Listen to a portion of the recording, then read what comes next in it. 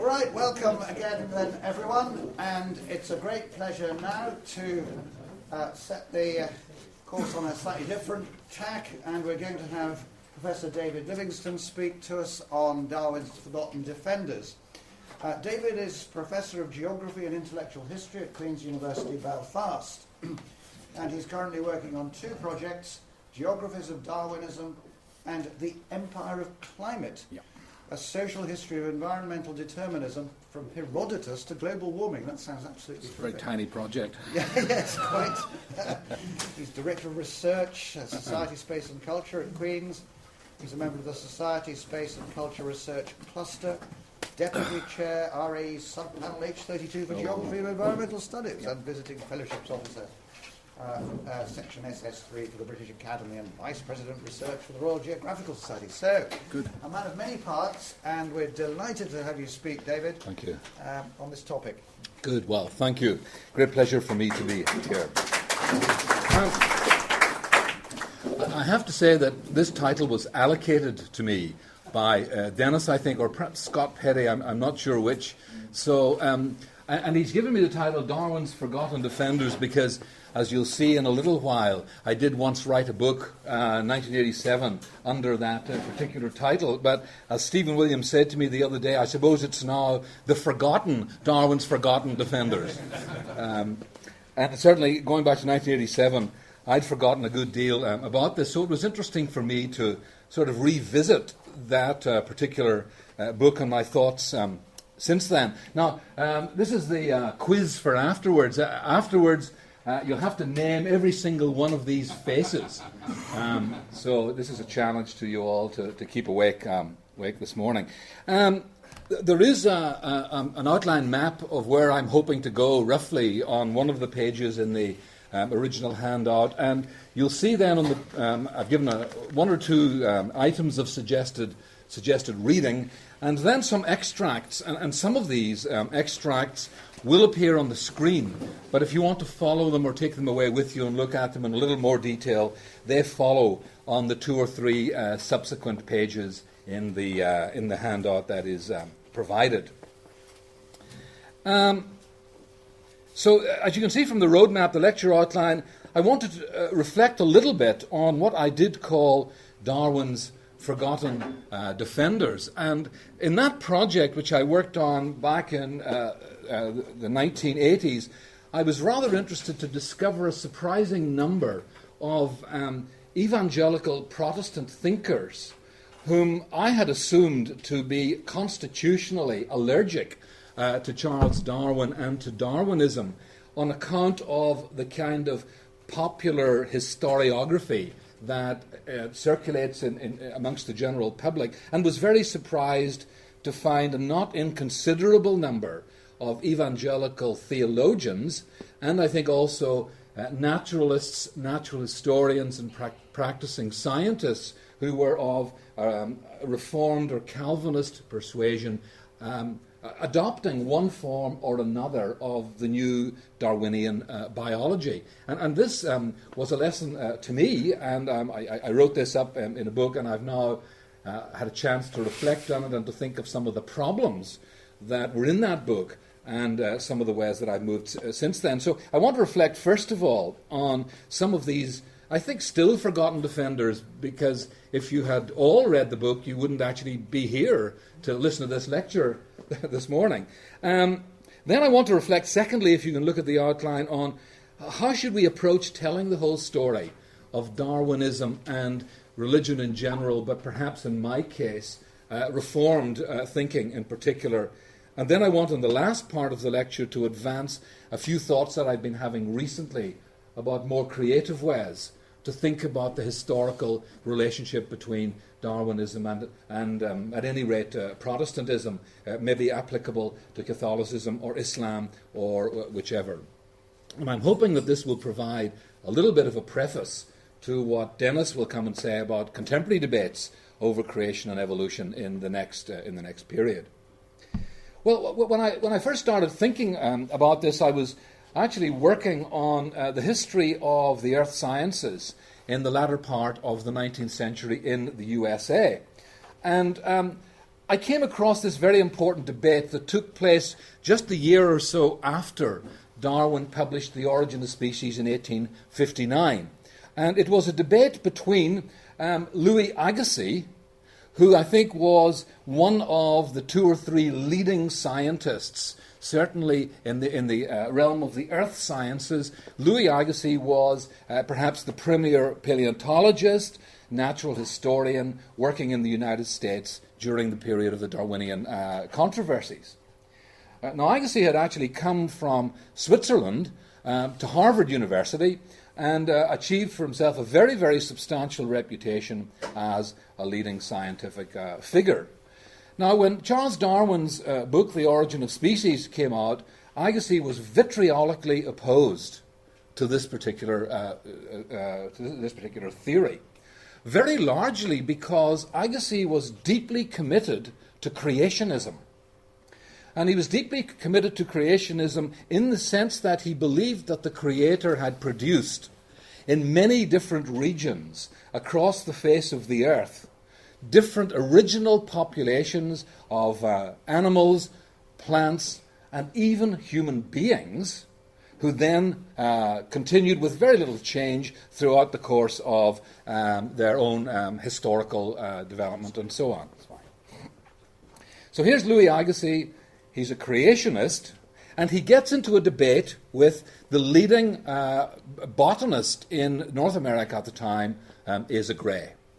Gray was also based at Harvard University, and Gray became one of the early champions of the new Darwinian theory when it first appeared. He was initially a little bit tentative in 1860, but progressively he came to be persuaded not only that what he called the derivation of species, not only was that an empirical reality so far as understanding the plant world was concerned, but that indeed natural selection was an excellent explanatory mechanism for describing how indeed it might have been that plant evolution had taken place. So here we have the creationist Louis Agassiz and, shall we say, at least an evolutionist, Asa Gray. Now, what turned out to be the case that surprised me, of course, was that Louis Agassiz was theologically, if I can put it this way, pretty unorthodox. He was a European transcendentalist, maybe a very general form of quasi-Unitarian. He was a strict creationist. And here, on the other hand, we've Asa Gray, who's a member of the Congregational Church in Boston and deliberately travelled in from Harvard University to Boston to worship at Park Street Church because he would not participate in the Unitarian worship that was going on at Harvard University itself. Now, it seemed to me, I thought, there's something wrong here. These guys are taking up the wrong stance, because here we have, as it were, the more evangelical or reformed Asa Gray adopting a Darwinian approach, whereas the much more theologically unorthodox Louis Agassiz is accepting creationism. And this made me wonder, have the stories that I had absorbed about the relationship between conservative Protestantism and evolution in the 19th century, is there something wrong with those traditional stories? Now, if we look at Gray himself, he is one of the first Americans to review The Origin of Species. And in his review of The Origin of Species, this 1860 review, he contrasts it with the theory of Agassiz. And it's quite interesting to see what Asa Gray, who is a conservative Christian and a natural historian, what he has to say about the contrast between Agassiz and Darwin's theory. The theory of Agassiz, referring as it does the phenomena both of origin and distribution directly to the divine will, thus removing the latter with the former out of the domain of inductive science, may be said to, and watch this, to be theistic in excess. So what Gray is saying is that, in fact, Agassiz's theory is too theistic. The contrasted theory, that's the Darwinian one, is not open to this objection. Studying the facts and phenomena in reference to proximate, or I guess secondary causes, and endeavouring to trace back the series of cause and effect as far as possible, Darwin's aim and processes are strictly scientific. and his endeavour, whether successful or futile, must be regarded as a legitimate attempt to extend the domain of natural or physical science. So here's the evangelical championing the role of natural, one might say naturalistic processes in understanding the history of life, and here's the less orthodox advocating a very, very staunch theistic, can I say, account. We are thus at last brought to the question, Gray writes, what would happen if the derivation of species were to be substantiated, either as a true physical theory or as a sufficient hypothesis? What would come of it? The inquiry is a pertinent one just now. For of those who agree with us in thinking that Darwin has not established his theory of derivation, this was at this stage, Gray felt he had not entirely clinched it. Nevertheless, many will admit with us that he has rendered a theory of derivation much less improbable than before. That such a theory chimes in with the established doctrines of physical science and is not unlikely to be largely accepted long before it can be proved. He saw the theoretical fertility in what Darwin had to say and went on to use it as an explanatory hypothesis that he felt increasingly had empirical support.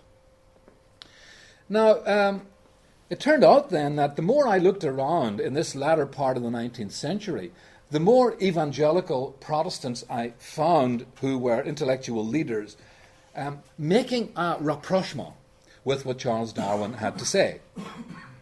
By the way, this is just Asa Gray's review of reviewers, if I can say, where you'll notice in this he has natural selection not inconsistent with natural theology. Now, I don't know, Ernan, he might have been wrong about that. But at the time, Charles Darwin was delighted with this document, republished it in London. Gray was a correspondent of Darwin and had this printed across the top of the document. But at any rate, as I looked around, I found more and more people in the conservative Protestant world having very little difficulty with Charles Darwin. Take, for example, the great Scots theologian and philosopher James McCosh. McCosh actually had taught for a period of time at the Queen's University in Belfast as the second professor of metaphysics and logic. The first professor, I have to say, had been appointed 2 years before James McCosh came, was fired for the very reasonable reason that he persistently failed to turn up to his classes. He did, though, write several books on fishing, and one assumes that he was doing at least some kind of field work. But at any rate, James McCosh got the job, and then subsequently went to become the president of the College of New Jersey, which then subsequently, of course, became Princeton University. Now, I was quite interested in McCosh because McCosh emerges as one of the early Protestant champions of evolution in the latter part of the 19th century.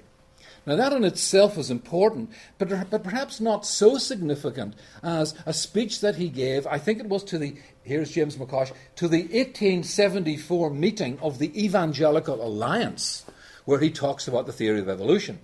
And this is what he has to say, and I wonder who he has in mind. Religious philosophers might be more profitably employed in showing the religious aspects of the doctrine of development, and some would be grateful to any who would help them to keep their new faith in science. So McCosh is becoming irritated at those Christians and others, I suppose, who are attacking Charles Darwin's theory. He thinks they're doing more harm than good in this period of the 1870s. Again, he's not alone.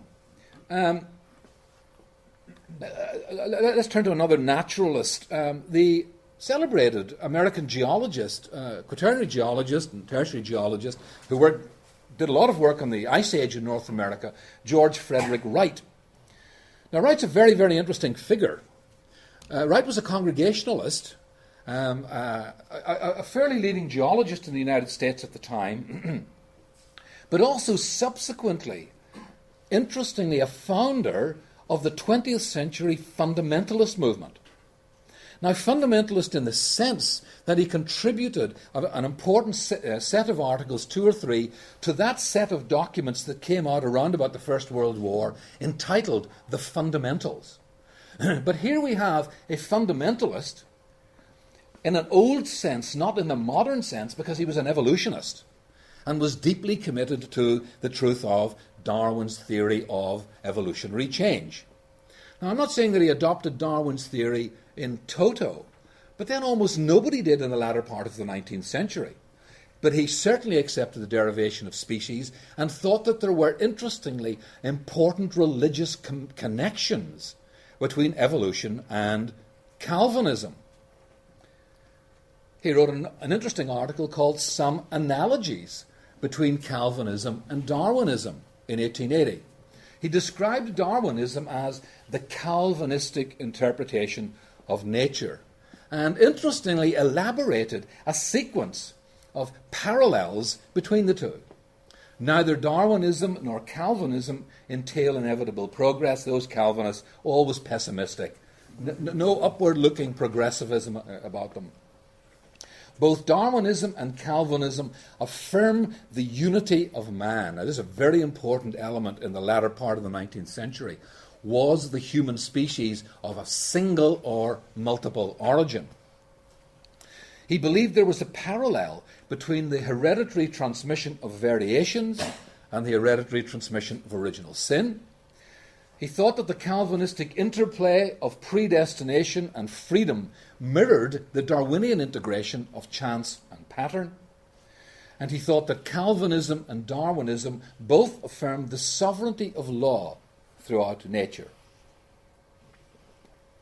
Now, it might well be, for all I know, I'm not a theologian, that George Frederick Wright was wrong about most of this. I don't know. That's not the point. The point is that here is a leading figure of Reformed persuasion who is working hard to find ways of thinking creatively about the relationship between his religious heritage and Darwin's new theory of evolution by natural selection. And of course, I think the fourth person that I really can't pass without saying something about is the celebrated Princeton theologian Benjamin Breckinridge Warfield. Now, I've been interested in Warfield really for many years. I think it would be true to say that he was the technically most competent of the distinguished set of Princeton historians in the latter part of the 19th and on into the early part of the 20th century. Warfield, I think, is most remembered in the 20th century for having given a very, I would say, architectonic defense of the doctrine of biblical inerrancy. A very, shall we say, high view of divine inspiration where he thinks the Bible is inerrant. Do not mistake that for thinking that he believed that we should read the Bible literalistically, because Warfield is very far from being committed to a literalist reading of the Bible. But here is the person who I suppose delivers to the 20th century the standard doctrine amongst fundamentalists of biblical inerrancy, and yet this is some of the material about his thinking about Charles Darwin. Here is the mature B.B. Warfield, precocious, going to Princeton at a very young age. And as he reflected back on his time at Princeton from later in life, he had this to say: when James McCosh, he says, came to Princeton, he had no impact on me whatsoever. Why? Because I was already a Darwinian of the purest water. Now here's Warfield, just messing up our categories, whom one often thinks of as a precursor of modern fundamentalism. In fact, is saying that he's a Darwinian of the purest water.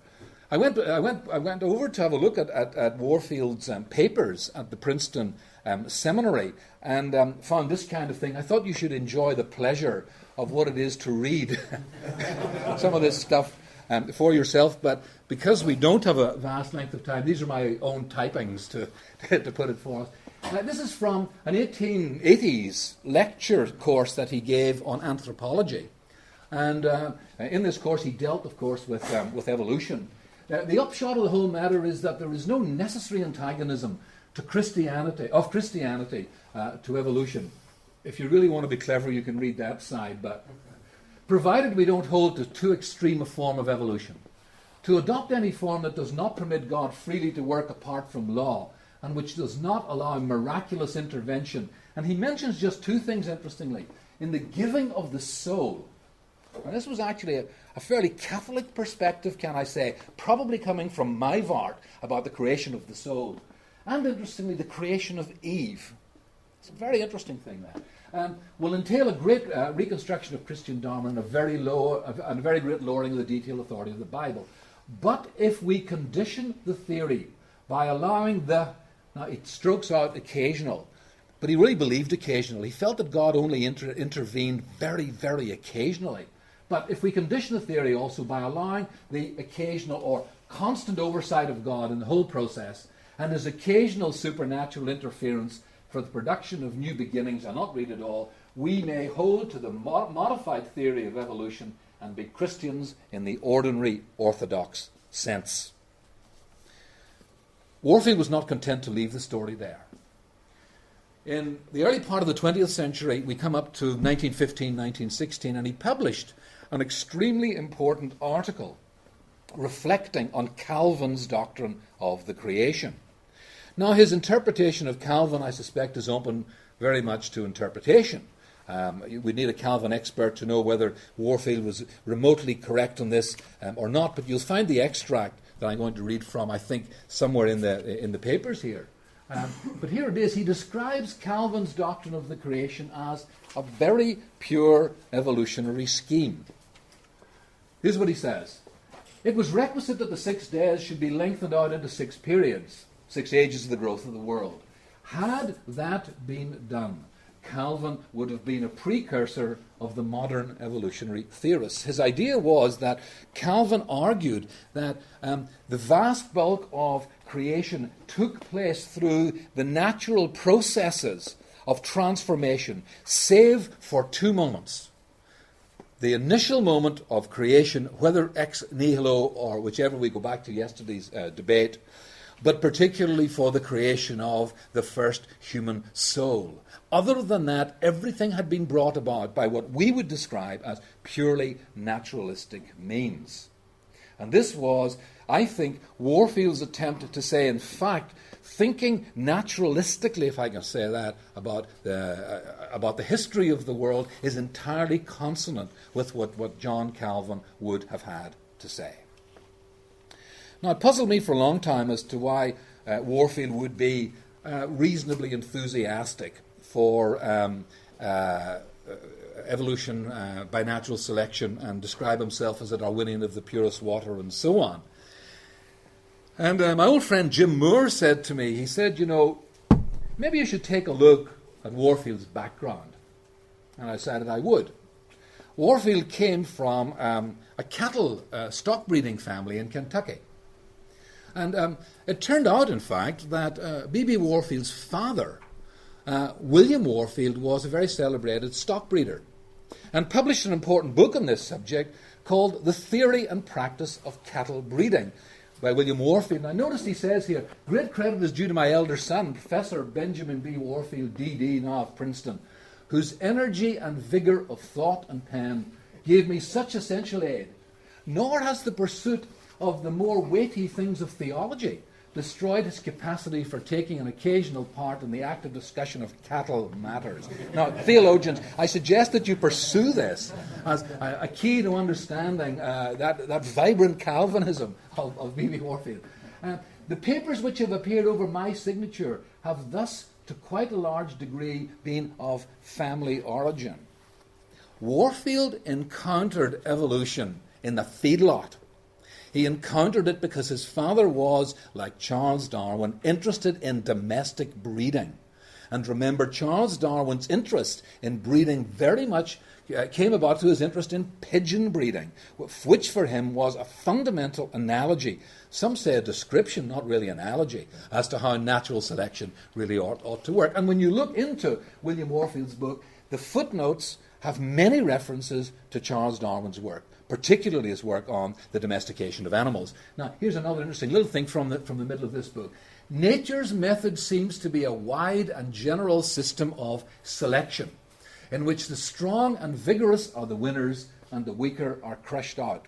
That looks pretty nature red and tooth and claw to me. Amongst wild cattle, natural selection ensures the best results to the race. So I want to suggest that Warfield encountered Darwinism in his very early days, not through thinking about it philosophically, but through seeing how this would operate in the processes of artificial selection that were going on his father's stock breeding farm. Well, these are some of the figures that I took a look at when I wrote Darwin's Forgotten Defenders. Now out of print, of course, but I thought it would be lovely to see the front cover of it. At the time, the reviews of this book were sort of quite interesting. But Jim Moore got his hands on it, and any of you who know Jim might know what he'd make about this.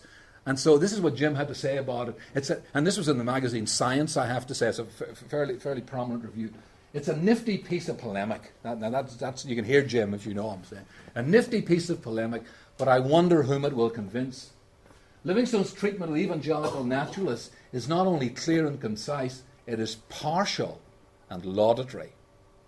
I think what Jim is saying here was that I was engaged too much in identifying the positive story of the link between evangelical theologians and natural historians over against perhaps their more vociferous opponents. I was partial and laudatory. Now, to be sure, I was aware that what I was doing was trying to find in this heritage examples of leading figures who were adopting Darwinism. But of course, in all likelihood, there were other figures who were rejecting Darwinism, and I began to think about this problem and think about how I might go about explaining it.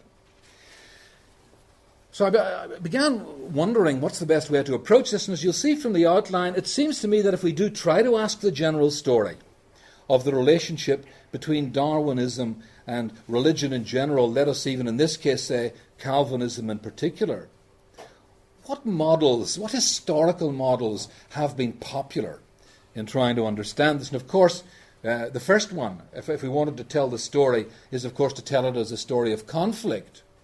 And that conflict goes back, I think, to the celebrated encounter supposedly between Samuel Wilberforce, Soapy Sam, as the bishop was known to his friends, and Huxley's bulldog, Darwin's bulldog, Thomas Henry Huxley. That celebrated debate took place in 1860 at the British Association for the Advancement of Science in Oxford. This myth, by the way, has been pretty well demythologized over the years. I can talk about that if you want in questions afterwards. But the notion that there was a conflict gripped popular imagination.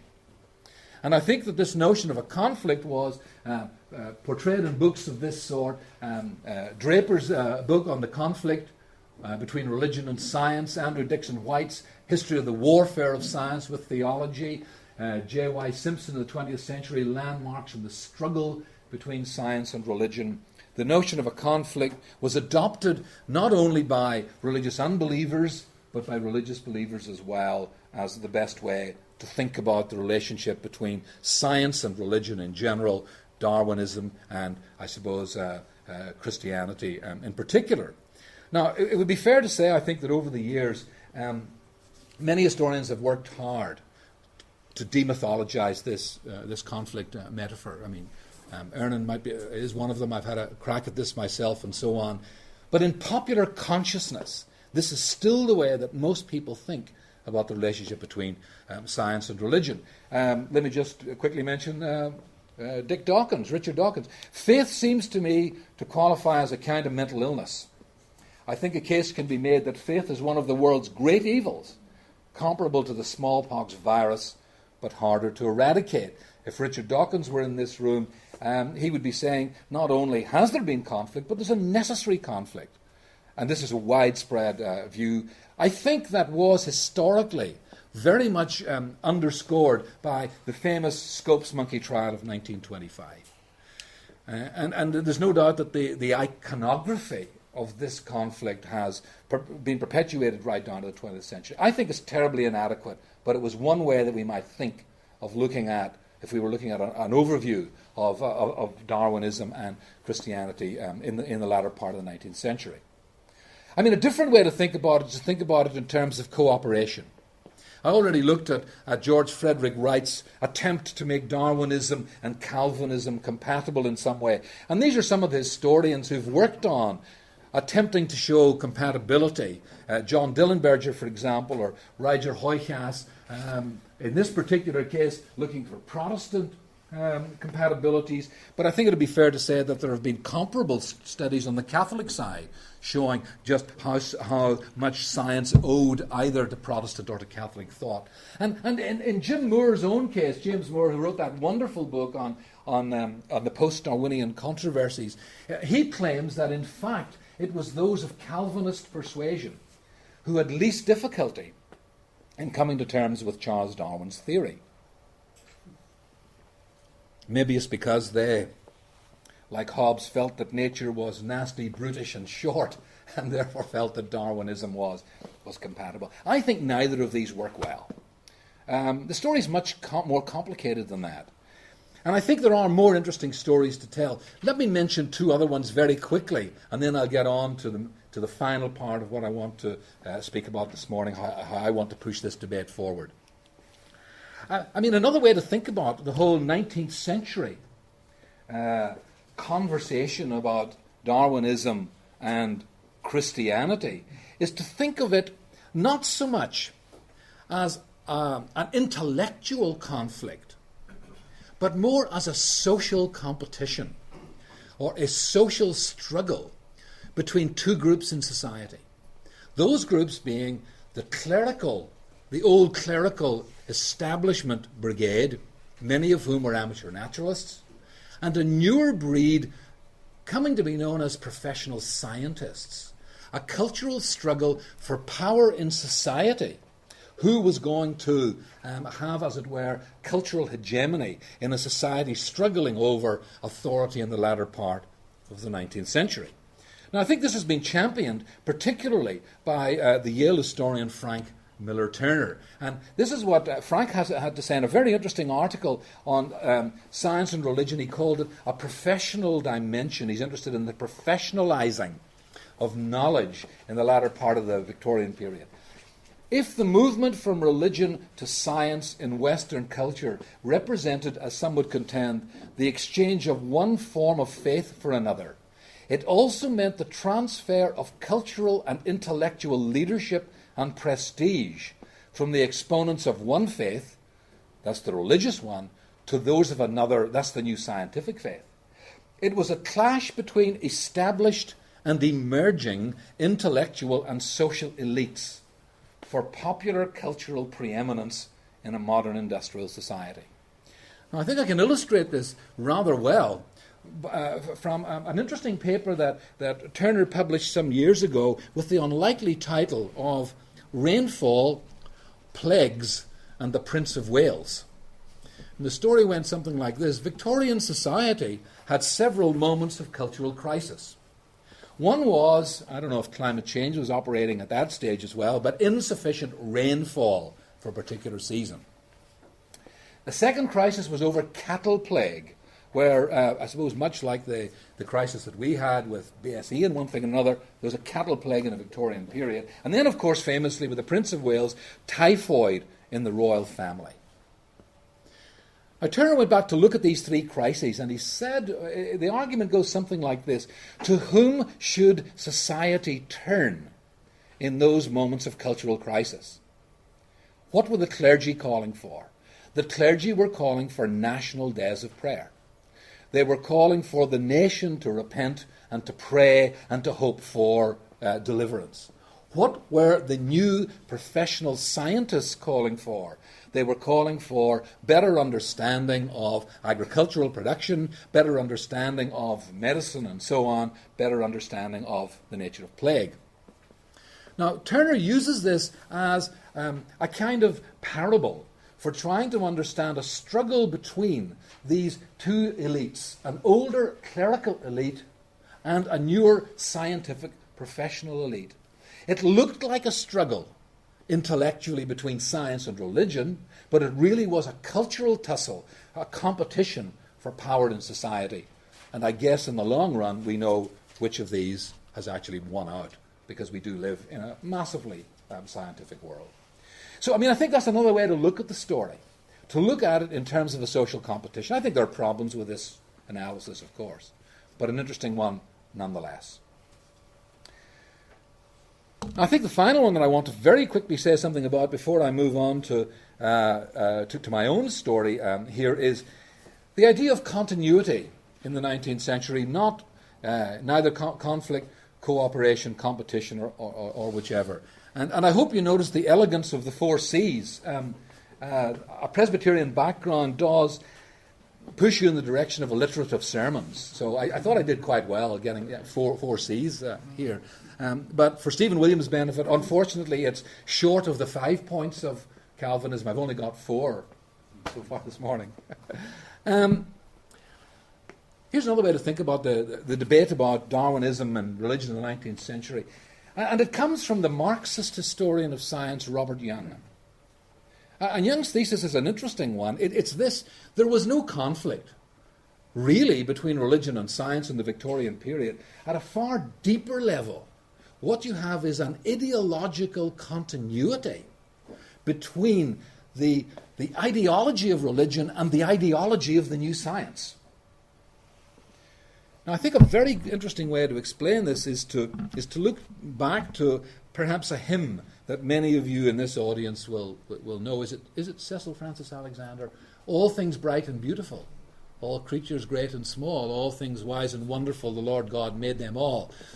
But there are a few verses left out of this, aren't there? You know them as well as I do. And one of them is, the rich man in his castle, the poor man at his gate, God made them high and lowly and ordered their estate.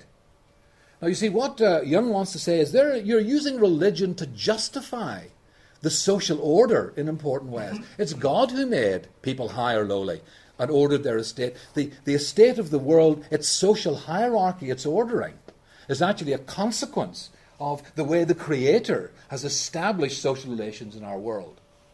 Now Young says, flick the calendar forward another 20 or 30 years into the Darwinian period, and exactly the same social order is justified. But it's justified not in terms of divine election, but it's justified now in terms of natural selection. The social order is justified as the way nature has produced the kind of society that we live in. So what Young is saying is, it's superficial to look at these conflicts. What's really going on is a much deeper story of ideological continuity, whereby both religion and science are little more than socially sanctioned ideologies. Now, I have problems with all 4 of these as models of looking at the 19th century. It seems to me that the story of the 19th century is much, much more complicated, even if you restrict yourself to a single theological tradition. Inside a single theological tradition, I think we're going to find very, very many different perspectives on thinking about Darwinism in the Victorian period. And what I want to do now is to show you one of the ways that I've started to think about how we might understand,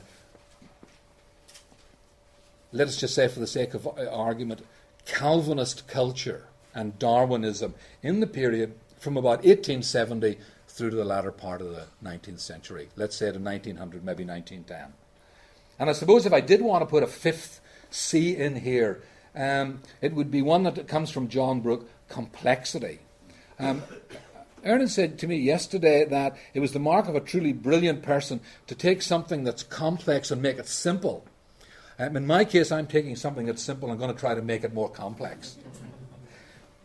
So, the strategy that I want to try to persuade you of in the last 10 or 15 minutes here is to try to locate statements about Darwinism and theology in the context within which they were put forward. And as you'll see from the outline, I'm going to look very quickly here at 4 different arenas, all of which were very distinctively shaped by Scots Calvinist culture, and ask, how did they encounter the new Darwinian theory in the latter part of the Victorian period? Obviously, we've got to begin with Scotland itself, and I want to look at New College, Edinburgh. I then want to say something about Ireland. If you follow this, I want to cross the Atlantic and say something about the encounter in the Americas, and maybe get something in about Toronto if I've got a minute or so at the very end. My argument is going to be that we cannot understand the debates about Darwinism in these arenas without putting them in the very specific context within which those debates took place. So I'm going to begin, I'll be moving fairly quickly here, and one or two things I may have to skate over, but we can come back to these in discussion and in questions afterwards. So I'm going to begin with Edinburgh, and I'm going to begin with New College, Edinburgh, as I think the theological home of the Free Church, and therefore the theological home of what we can call Calvinist evangelicals in Scotland, at least, during this particular period. Now I want to begin by focusing on one particular year. And that year is 1874. And 1874 will turn out to be a critically important year for almost all these debates. Interestingly, there is remarkably little religious disturbance about Darwin from 1859 through to the 1870s. Some, but really remarkably little. But there's a burst of activity and commentary on the Darwinian episode from the early 1870s on through, of course, into the 20th century. Now, in that year, 1874, Robert Rainey, who is the moderator of the General Assembly and, of course, the professor of theology, gives his inaugural address for the year 1874, 1875 in New College. Now, here is a free churchman in the home, I suppose, of what we might lampoon as one of the most Calvinistic spaces on the face of the earth. 1874, and he says, now this is in his opening lecture, evolution is continually going on before our eyes. In the perpetual marvel of the reproduction of animal and vegetable life, it would be absurd to suppose that one can draw an arbitrary line and say that so much of evolution and no more shall be admitted into our thoughts of the history of things. I certainly think that if evolution were established, the argument of the theist and the just impression of a God in the mind of a reverent spectator of nature would be exactly where they were. The application of theories of evolution, even to the origin of man, is a point regarding which the theologian cannot pretend to be indifferent. And yet it is one, I am persuaded, on which the theologian may be perfectly at ease. Now, he might have been wrong about that. But isn't it very interesting that this leader of the Free Church, who was deeply sensitive to his public, that's why some people said he shouldn't have been called Dr. Rainey, he should have been called Dr. Misty, because he was often very obscure about certain things. He was always sitting on the fence, and he was very careful for maintaining his constituency.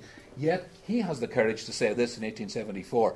This is because, I put it to you, there was almost no anxiety about evolution amongst most of the members of the intellectual elite of the Free Church in the 1870s. Now, he's not alone. Even within the broader Reformed tradition, take, for example, Robert Flint in his famous Baird Lectures, 1876. The researches and speculation of the Darwinians have left unshaken the design argument. Again, I don't know if that's right, but the perception is what's important. I might have gone further if time had permitted and proved that they had greatly enriched the argument. Take Henry Calderwood. Evolution stands before us as an impressive reality in the history of nature. Now, my first question was to say, why were these Scots Calvinists so remarkably open to Charles Darwin's theory in the latter part of, in the 1870s and so on, when, as we'll see, that was not happening elsewhere? I think one of the reasons for this is, in contrast to Daniel Dennett. Dan Dennett says that Charles Darwin's work was an extraordinarily dangerous idea. The Scots Calvinists did not think it was a dangerous idea, because they already had a much more dangerous idea that they were actually trying to cope with. And these dangerous ideas were coming from the remarkably brilliant theologian William Robertson Smith. William Robertson Smith, of course, was importing biblical criticism from Germany into Scotland and was bringing in the documentary hypothesis, the work of Wellhausen and Graf and so on. This was disturbing, but more particularly, he became very interested in primitive anthropology, primitive cultural anthropology. And he began looking at what I might call now an archaeology of the idea of Eucharist. And as he was looking at the whole notion of a sacrificial meal in which participants gathered around to eat a sacred host, Robertson Smith felt that this was a continuation of a primitive practice that had its roots actually in cannibalism and in the slaying of a totem creature who might have actually been human. It was picked up by Freud. It was picked up by many of the other European social theorists at the time and is still regarded as a very important early moment in the development of cultural anthropology. Now, my friends, if you are thinking of Eucharist as primitive cannibalism, believe me, Darwin's idea of the transmutation of species is not dangerous at all compared to what they were facing with the truly radical William Robertson Smith. Robertson Smith was tried for heresy, was dismissed from his chair at Aberdeen, and this had an interesting development on his career. He left Aberdeen, he became editor of the Encyclopaedia Britannica, 15th edition, the most brilliant edition of the Encyclopaedia Britannica was ever published, and then went on to become professor of Arabic at Cambridge University. When he died, on his deathbed, he's reported to have said that throughout his entire life he'd said and written nothing that was contrary to the Westminster Confession of Faith. I will leave it to you to judge. Now, in this environment, Darwinism just did not seem such a challenging idea. And I think an important reason for this is that they had other cultural fish to fry. There were other items on their agenda. And this makes me think that in Darwinian debates more generally, are there other items that are on the agenda that sometimes don't surface on the floor of the debate, but might actually be a conditioning factor in how Darwinism or any other theory is dealt with. There is Robertson Smith, and his views, of course, were described as pernicious by the Church of Scotland, and I'll not go through the issue of the charge. It was a public spectacle, and I think was deflecting as far as Darwinism is concerned. Let's go across the Irish Sea and come to Belfast. Very same winter, 1874, Robert Rainey's counterpart in Belfast was J.L. Porter. Josiah, this is the Assemblies College, Belfast, by the way, for many of you may want to see. Here he is. Josiah Leslie Porter went on to become Vice-Chancellor of the new Queen's College, which became, of course, Queen's University, Belfast. And he is absorbed when he thinks about evolution, not by saying evolution is an impressive reality before us or anything of that sort, unlike Rainey. He speaks of the evil tendencies of recent theories which threaten to quench every virtuous thought. Now here we have two Calvinists of almost identical theological persuasion, but they're responding massively different to what Charles Darwin has to say. Why? What makes the difference between these two sister denominations with just that little stretch of the Irish Sea between them? In fact, it turns out that in 1874, Ulster, or I should say more particularly Belfast Presbyterians, debate science that whole winter in a series of lectures that I'll get to in a minute, trying their best to combat evolution, and in particular trying to combat naturalism and materialism. What made the difference in Belfast? Well, another Irishman made the difference, I fear. Unfortunately, one from Monaghan.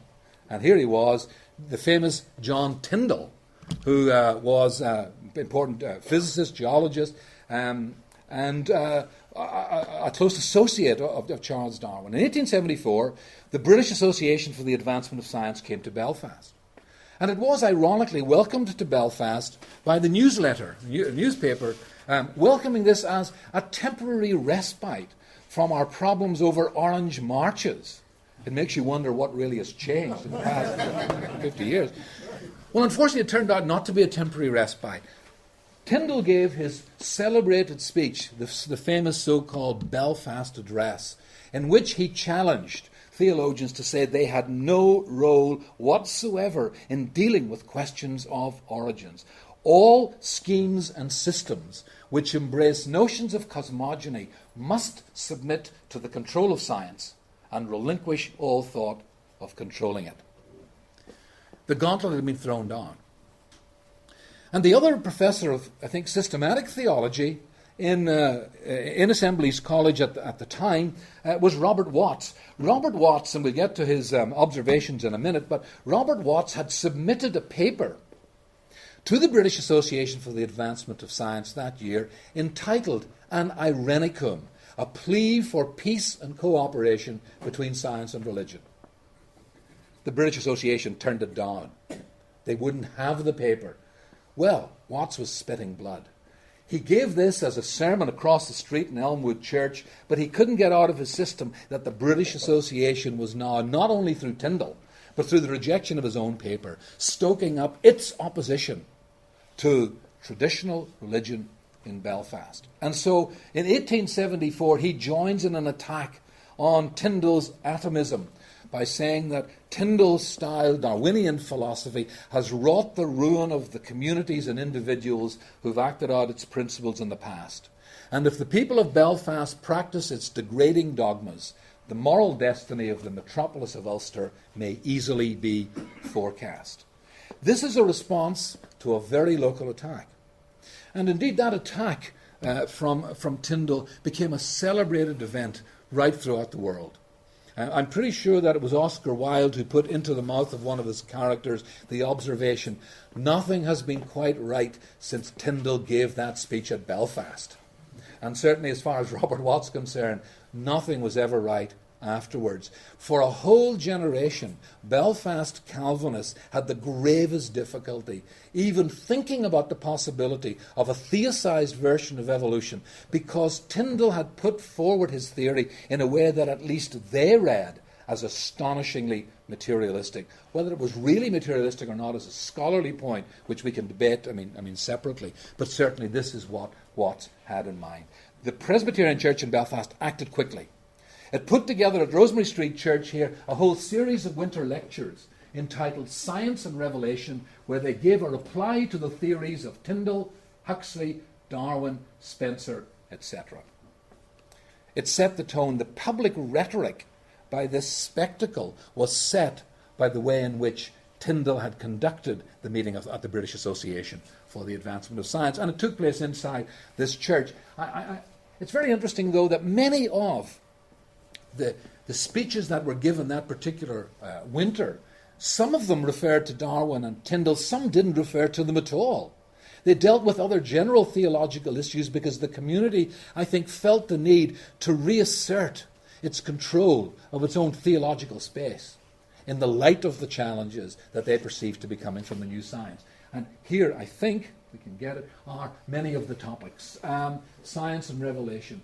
An examination of Spencer's thesis, miracles and prophecy, prayer in relation to natural law. This was after the prayer gauge debate, by the way. McNaughton, man's responsibility for his belief, and so on. Virtually all of these are Presbyterian clergymen. There is one scientist among them, and I've got to pause and say something about this, because it's David Moore who wrote on the design and the structure and fertilization of plants. And it's very important to mention Moore, I think, in this context, because he was the botanical director of the Glasnevin Botanical Gardens that are just next door, that some of you went to see, I think, yesterday. So Moore was the only person from outside Belfast that came to this. He was a Presbyterian, Scots Presbyterian botanist, who, of course, had worked also on trying to figure out the scientific explanation for potato blight and things of that sort at the Glasnevin Botanical Gardens. Watts, of course, now had no time for what his fellow theologians were doing in Scotland. They might have agreed on aspects of theology, but Robert Watts was now distancing himself from them. I dread the influence of the Scotch theological halls, he had to say. For their part, the Scots hadn't too much time now for Robert Watts. Marcus Dodds famously quipped in an observation which I hope will never be written of any one of us: Watts is one of those unhappily constituted men who cannot write unless they are angry. Now, my time is almost gone. I'll not get time to finish my story. I will move on to just one final example, though, which is the American South. I'll not say anything about Toronto. We can pick this up because my time, I see, I've got 2 minutes, I think, probably to go. But I want to talk about Columbia in South Carolina to have a look at how exactly the same kind of theological community, Scots Calvinists, reacted to what Charles Darwin had to say in the 1870s and 1880s in the American South. Now, this is one that I've been working on fairly recently, and what's interesting here is that I think this is the only really major trial about evolution that issues in a person losing their position, being fired over Darwinism in a theological seminary that I'm aware of. In fact, I'd be interested to see if there are others that any of you know about. And it congregated around the writings of Woodrow Wilson's uncle, James Woodrow, and here he is. In 1884, James Woodrow gave this lecture entitled Evolution, and it was an address, as it says, on 7th of May 1884, before the Alumni Association of the Columbia Theological Seminary. Now, Woodrow had already been occupying a very interesting chair at the Columbia Theological Seminary for quite a number of years now. In fact, actually from 1861 he had occupied this chair. The chair had been established in 1859. It was entitled The Perkins Chair of the Connection of Natural Science with Revealed Religion, I think is what the title was, something like that. And of course it had come into being, I have to say, in 1859 as an attempt to see about reconciling theology with religion, theology with science prior to the Darwinian episodes. In fact, what motivated this chair was, at least in part, a concern over the geological discoveries about the age of the Earth and anthropological inquiries about human origins prior to Charles Darwin's publication of The Origin of Species in 1859. But progressively, of course, Woodrow felt the need to address the evolution question, and rumours got out that indeed he was promulgating, or at least being sympathetic to evolution, to his students at the Theological Seminary in Columbia. The Alumni Association manoeuvred him into giving this particular lecture. It's a serpentine story, believe you me. You think the Galileo one was complicated. Boy, it's nothing to the networks of Southern Presbyterianism, I can tell you. At any rate, he gave this lecture, and as a consequence of this, through a whole host of presbyteries, general assemblies, directives, inquiries, moderatorial statements, and so on, eventually James Woodrow was fired for promulgating a sensualistic and infidel theory of evolution. Now, those words are important. Rationalistic, sensualistic, and infidel. Woodrow managed to cling on for 3 or 4 years. He was really good at exploiting legal kind of loopholes and so on, but eventually they did get rid of him. And what's interesting is that when you read these debates, what you find, and you don't find this at all in either Belfast or Edinburgh, and you certainly don't find it in Toronto, there is a very, very late adherence to a very literalist reading of the Old Testament, very literalist reading of Genesis. His opponents, Girardeau, who I'll talk about in a minute, Robert Dabney, Armstrong, all of these were still six-day creationists. They could not see any reason to even adjust to the idea of a lengthy Earth history. And I mean, in some cases, particularly in the case, I think, of Robert Dabney, here is Dabney, doyen of Southern Presbyterians.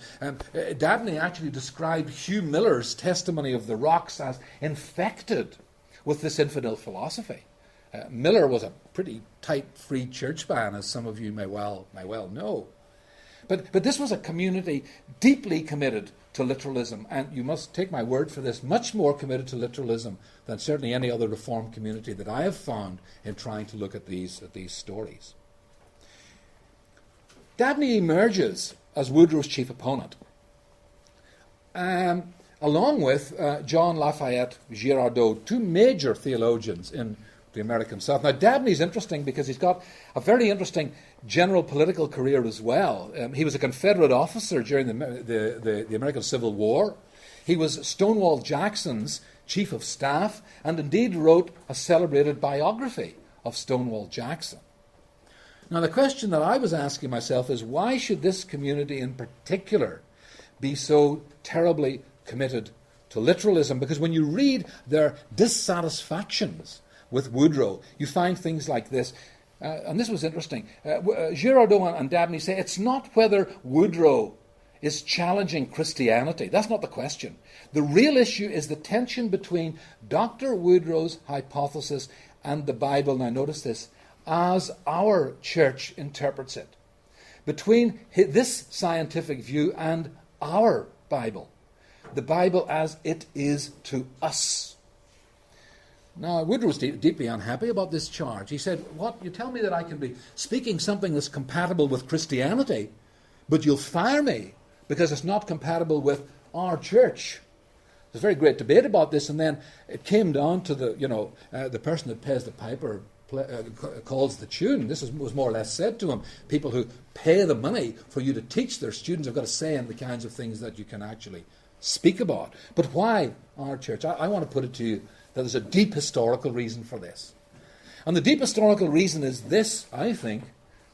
Scots Presbyterians in the American South were deeply committed to biblical literalism for entirely different sorts of reasons, not just reasons that were to do with science. They were deeply committed to it for another reason, and it's this. They found in the Bible the justification for slavery. And it was only a literal reading of the biblical narrative that allowed them to hold on to various explanations for why it might be right to enslave certain peoples. Now, when you read Dabney and Girardot and all of these American Southerners, they are vitriolically in support of the slave system. And even in the era after the Civil War, Dabney writes articles on things like anti-biblical theories of human rights, because he feels that giving up or metaphoricizing aspects of Genesis would compromise the ideological structure that he believed already was in place in the American Southern Presbyterian system. So forgive the language, but I'm just simply going to quote a little bit from Dabney in a minute, just so you see what I mean. And this is 1876. It's in the postbellum period, and it's in an article on the Negro in the common school, when they've already found a biblical justification for slavery. Forgive the language. The satanic artificers of our subjugation, that's the North, well knew the work which they designed to perpetrate. It is to so mingle that blood which flowed in the veins of our Washingtons, Lees, and Jacksons, and which consecrated the battlefields of the Confederacy. Now notice, with this sordid alien taint, that the bastard stream shall never again throb with independence enough to make a tyrant tremble. Here is a vitriolic attack on amalgamation, a vitriolic attack on blood mixing, and he's justifying this because they had already published books of this sort, the Christian Doctrine of Slavery, which was a detailed account of every slave passage in the Bible. They felt that northern abolitionism was destroying the authority of the Bible, and a literal understanding of the Bible was foundational to how these Presbyterians understood the very nature of the American South in the pre- and indeed in the post-Civil War period. You can't understand the evolution debate without placing it in the context of what was going on in the cultural politics, and actually in the real politics of the American South, I think, in the 1850s, 1860s, and 1870s. Now, I did want to say something in conclusion about Toronto. Very different story. No feuds about Darwinism at all amongst Calvinists in Toronto. And all this really pointed me towards the inadequacy of any single model for thinking about Darwinism and Calvinism, at least as far as a historian is concerned. We can't understand, I think, the relationship between Darwinism and at least Protestantism, and more particularly Calvinism in the 19th century, without taking into account a whole range of other things: cultural politics, race relations, sectarian rivalry. There's a sectarian rivalry story about the Belfast one. Public theatre, the role of textual criticism, the role of religious heritage. All of these have to be woven into the debates. And I think that if we do this, we'll not be satisfied with any of the four models that I have on the outline, but we'll be persuaded of the need to think of these in the language of complexity and contradiction, rather than simply single conflict, single competition, ideological continuity, or indeed social competition. I've gone on way too long. Please forgive me. Brilliant. Thank you very much.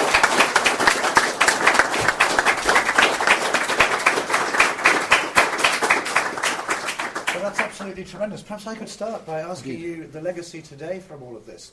Maybe it is the high proportion of people who are still creationists in Northern Ireland, or and I wouldn't know what the figures are for Scotland, and they probably are very high in the southern part of America. Well, exactly. I mean, I just don't know the statistics for this, but I'm fairly sure that if you were to do a sort of mapping exercise about global creationism, you will find that it flourishes in certain places and doesn't flourish in others. And then you've got to ask the reason why is this actually happening. I'm led to believe, for example, that there are flourishing creationist movements in Africa. Right. We now know that there's a flourishing creationist movement in Turkey, which is of the Islamic variety. We know that American Christian fundamentalists and Islamic fundamentalists have been talking together and engaging in conferences in promotion of creationism and so on. I suspect that there is not a strong creationist movement. There isn't, so far as I know, in Canada. There isn't, so far as I know, for example, in France. So, I mean, there'll be interesting questions to ask. I don't know the answer, Rodney, but interesting questions to ask about that distributed phenomenon. Yeah, thank you. Okay, over to you. Yeah. It's slightly different than what you've been saying, but I just couldn't help noticing that when, I think it was Mr. Watt, was giving out about the state of things, that he didn't refer to Ireland. He referred to Ulster. He did. At sort of, 50 years before, before Ulster. Yes. I was just quite intrigued with that. Well, you put your finger on a very interesting point here, as a matter of fact. To be sure, he was an Ulsterman. And it's quite interesting that when you get up to the Home Rule Bills, that he feels, of course, awfully betrayed by Gladstone. And he writes to his North American contacts at Princeton when he's talking about students and theology and so on, and then talks about how this also is a profound disappointment to him, that the Scots are supporting Gladstone's Home Rule Bill and are delivering their Ulster brethren into this hornet's nest to be governed from, guess where, Dublin. Now that's an interesting question for another reason, and I'll just, by the way, I just want to, because the temptation is to give you a test now to see how many of these you know. It's an interesting question to say, what about Presbyterians in Dublin in exactly the same era? Did they respond in the same way? And it's quite interesting because in Dublin, from what I can see, there is not this kind of anxiety amongst Calvinists in Dublin that there was in Belfast. In fact, one of the leading Presbyterians in Dublin was a man called Alexander McAllister, who's a fellow of the Royal Society and went on to become professor of anatomy at Cambridge. He was the chair of the Presbyterian Association in Dublin, and he chose to, as one of his keynote speeches to the Presbyterian community in Dublin, entitled Evolution in Church History. And he's applying notions of natural selection and evolutionary change to understanding church history. And there is no furore over this. Now, I don't know the reasons necessarily for that, but it does show how important local context is in at least making sense of some of these debates. Thank you.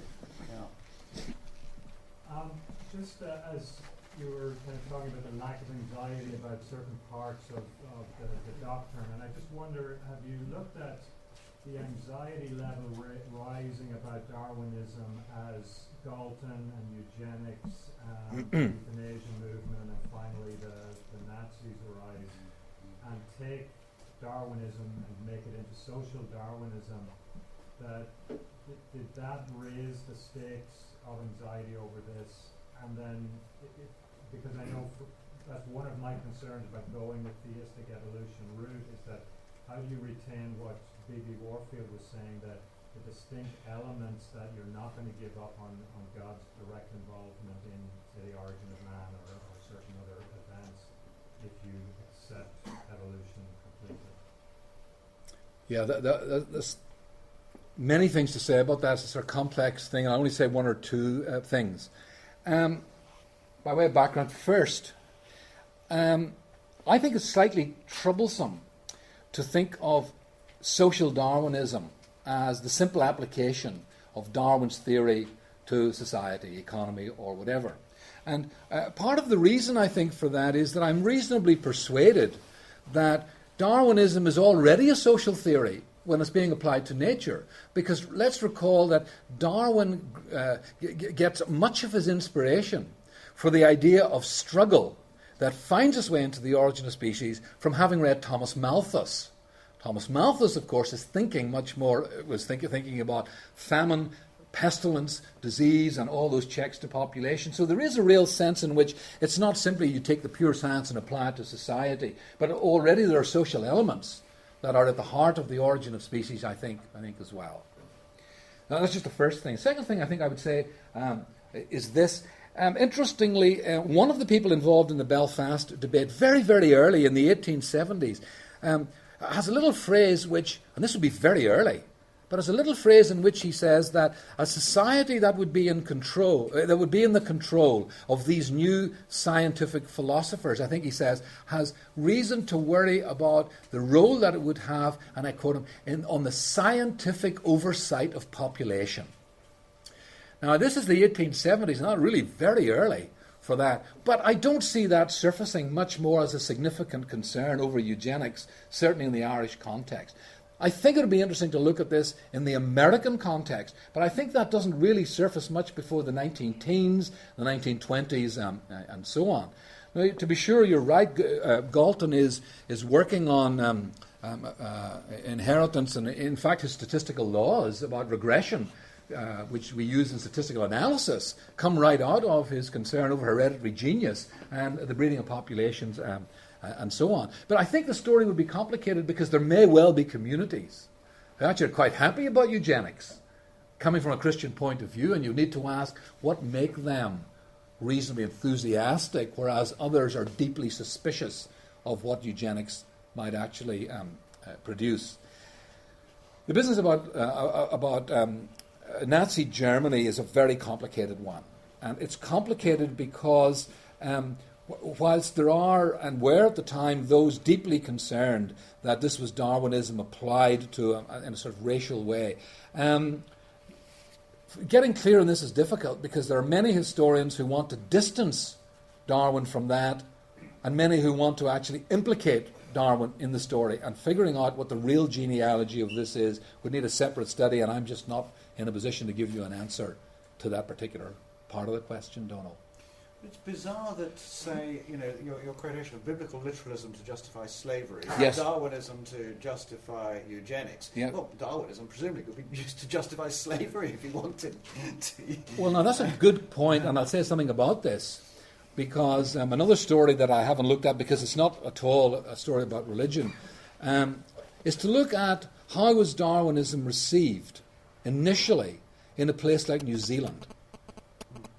Now, this is not a question that I think keep many of you awake at nights, I have to say, but I think it should.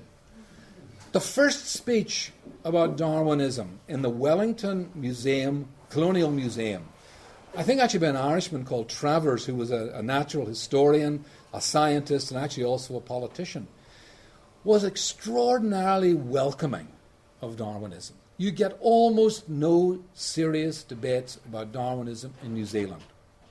Why? Because you could use it to justify the wiping out of the Maori.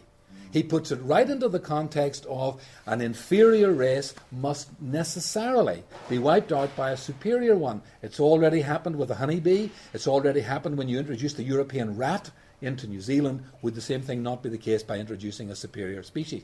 So Darwinism can be perfectly well used for justifying that kind of race relations. In the American South, they didn't want Darwin because they felt that some of them felt pushing us all back to a single origin was too egalitarian. Yes. Stephen has a question. Yeah. This is, in a sense, tangential, but I hope I can make the point anyway. Yeah. Apart from what Donald said there. I just wonder whether the phrase theistic evolution. Sorry, Stephen, the phrase? I just wonder whether the phrase theistic evolution Oh, yes. is in any case a slightly unfortunate one because it highlights the evolution Yes. of theistic in terms of adjectives. I mean, for example, if I insist that God gives children, but I believe the children come about because of the sexual relationship between a man and woman, I don't call myself a theistic procreationist. That would be very funny thing to say. And yet theistic evolution sounds a bit like that. We're highlighting the process rather than God. And whether that language is an unfortunate one, even if it's a position we might identify ourselves with. Can I say two things about that, Stephen?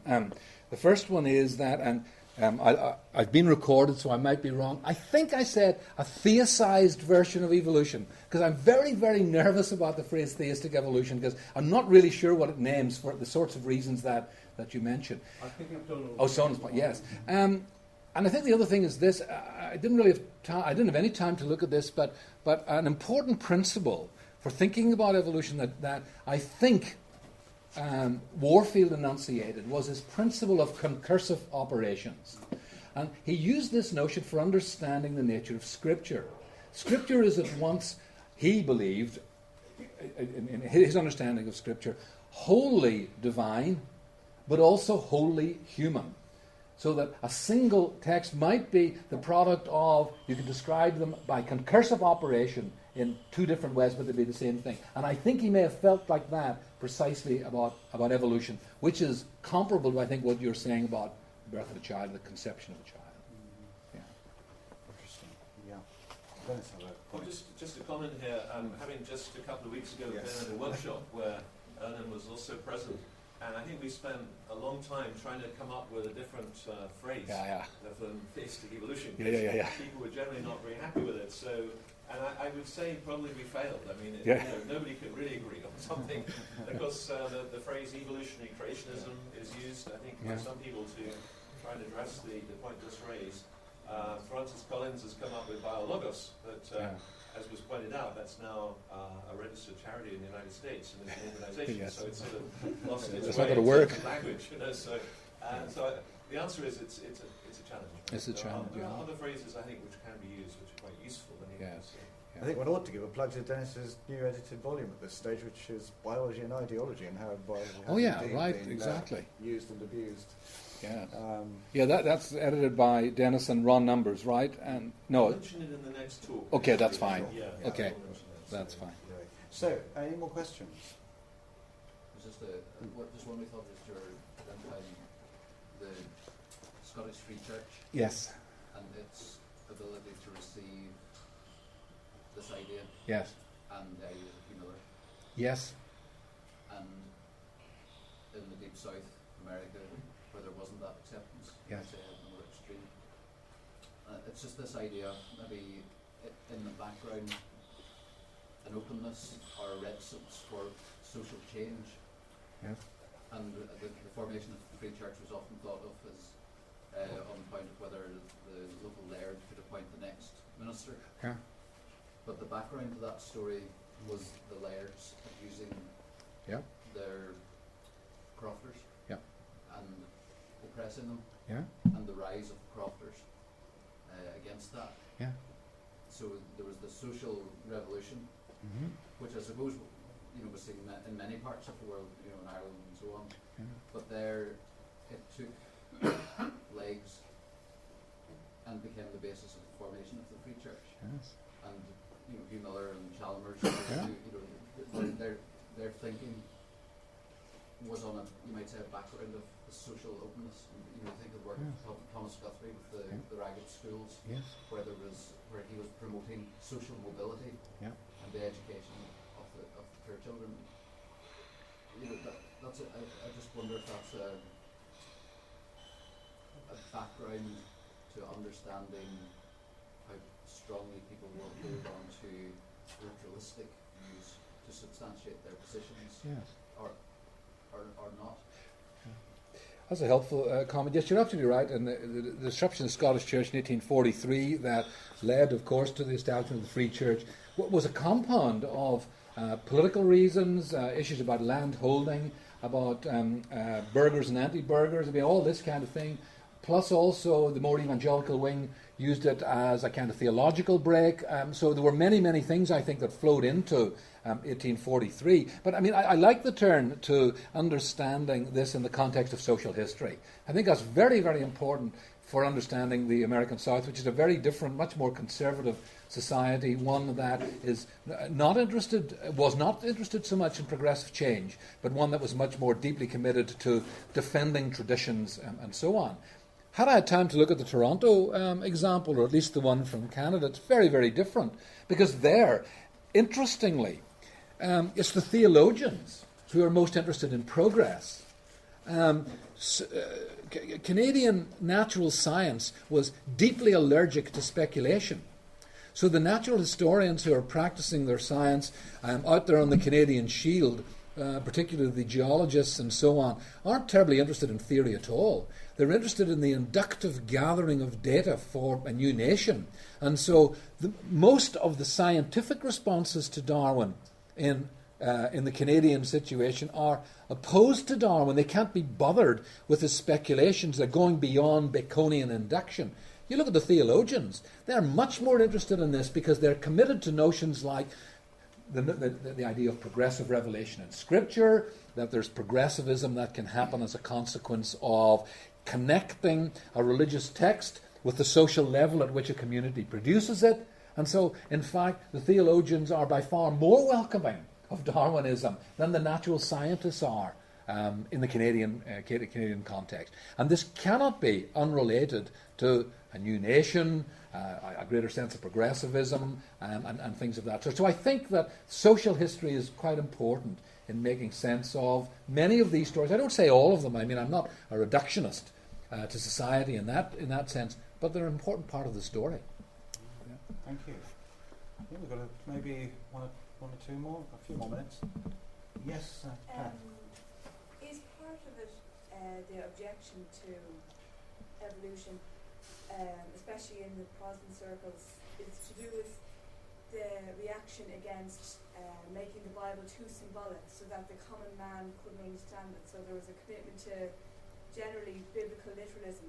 So people feel that that's being undermined if you start taking the very beginning of it as symbolic. Yeah, you do. I think that's the case for some of these communities because you already have an investment in biblical literalism for some particular reason or another. And then when someone wants to be, shall we say, more metaphorical about understanding something, the issue is then how metaphorical can you be and how far will it go and things of that sort. And I think that's exactly what happened for many of these communities in the American South. But I also think that there are other communities, not least those associated with Princeton, that believed the Bible was without error, but believed that it had to be read in the light of the particular literary genre that the writer is using. So literalism is not the same as accepting a notion of inerrancy, even if one wanted to go that far. So literalism is a very, very tricky concept because it can mean different things for different communities. But I'm absolutely sure that those who are committed to biblical literalism are often committed to it for many different sorts of reasons. Thank you. Yes, again, Stephen. Perhaps I'm talking too much, but can I ask on the back of that? Because many people fear that the knock-on effects of not doing Genesis literally is that you deny atonement and resurrection as well. Can you counter that at all, David, that people feared that sort of knock-on effect? If you don't believe this literally, then the resurrection goes and the atonement goes as well. Or not very much. Yes. I think there are two things to say about that, Stephen. I haven't found it very much. That doesn't mean to say it's not there. I mean, the absence of evidence in what I read is not the same as the evidence of absence, or whatever that smart phrase is. But in one case, I think that it is interesting. And the American South will give a a good example of that. In the American South, there was another way to justify slavery, rather than simply on the basis of a literal reading of the Bible. And that other way to justify it was in the light of the most contemporary developments in science. In the 1830s and 1840s and 1850s, courtesy of Louis Agassiz, but also courtesy of a range of other anthropologists who were writing in the American South at the time, George Glidden, Josiah Nott, Samuel Morton, a very popular idea, and common in Britain too, I have to say, was the notion that the human species had originated by acts of creation in different parts of the earth, so that there were plural origins for the human race. Polygyny, or polygenesis, as this was called. Now, in the hands of these anthropologists, often medical men as well, who collected skulls and did measurements and bodies, all this kind of thing, they of course used this as a scientific justification for the inferiority of certain racial groups over against others. Now, if it was simply ideology that was going to press in on this Presbyterian community, surely they would have welcomed it.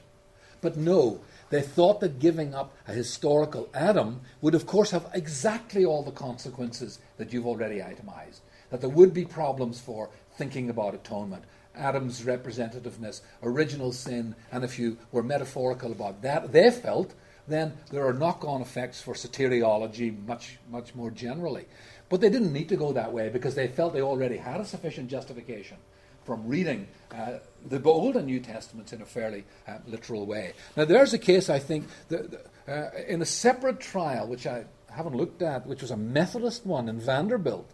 A prominent geologist was fired from his post fundamentally for pushing a theory that looked awfully like polygenism. Even though it suited their political interests, many Christian communities in the American South were so committed to a historical Adam that they wouldn't think of turning towards polygyny, no matter what political work it would do. So there would be some things where being metaphorical about it would be considered to have had a knock-on effect on the scheme of redemption, and therefore they would hold on to it for these other reasons. Good. Well, thank you very much. I think we have to draw to a close there, but let's give David a round of applause. Thank you very much.